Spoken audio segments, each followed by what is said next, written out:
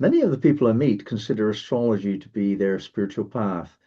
That's possibly because religions just don't do it for them with their very strong underpinning of dogma. In other words, this is the truth.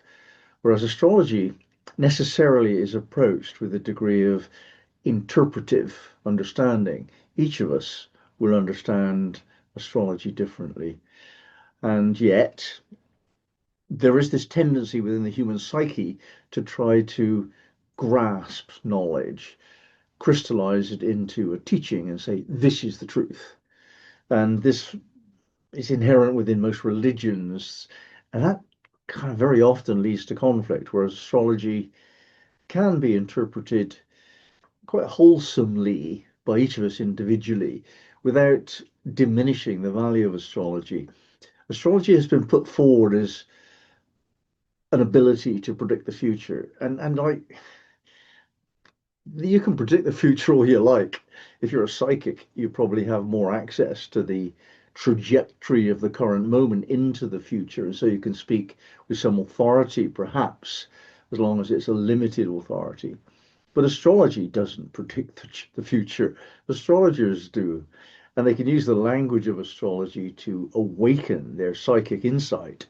That, I think, works. I've certainly got some ability to do that. But you're only ever stating the direction of a trajectory of a person and a situation. You can't say that will be.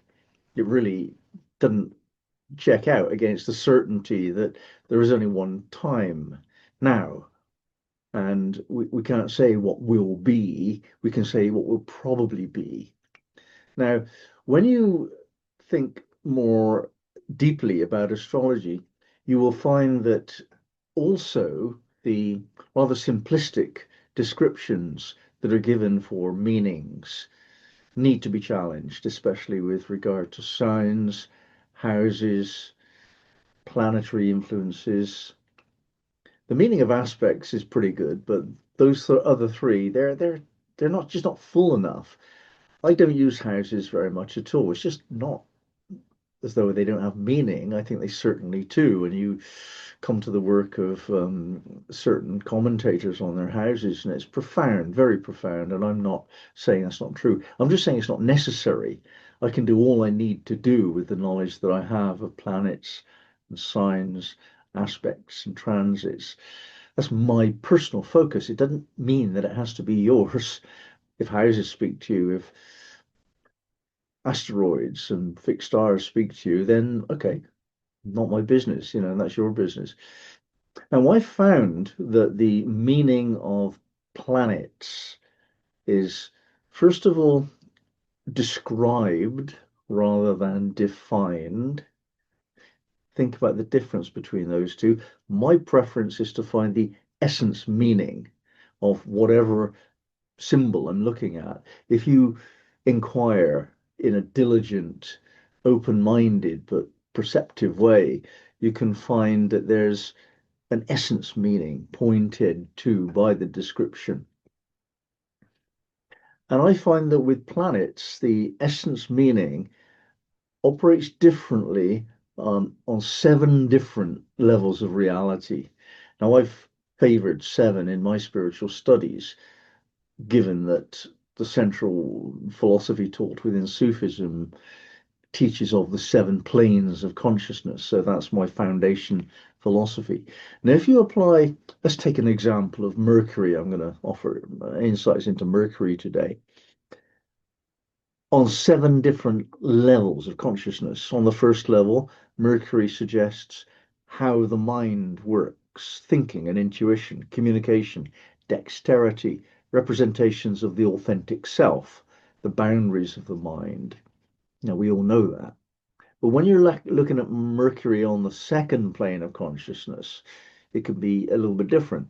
The use of communication to expand horizons, study, learning, instructions, training, traveling, concentrations, receiving input of ideas. Also, features of Mercury, which we're familiar with, that's the astral plane, quite a mercurial reality. The third level, the plane of love, harmony, and beauty, tone of voice, ability to charm and reassure, reading another's state and mood, tuning in empathically, beautiful speech. We're moving into a different level of Mercury here where it touches the feelings, it touches the heart. The fourth level, more robust, oratory, ability to persuade and convince, the power of the voice, commanding speech, free speech, provocative presentation of opinion. Also Mercury, but creating conflict or the resolution of conflict very often.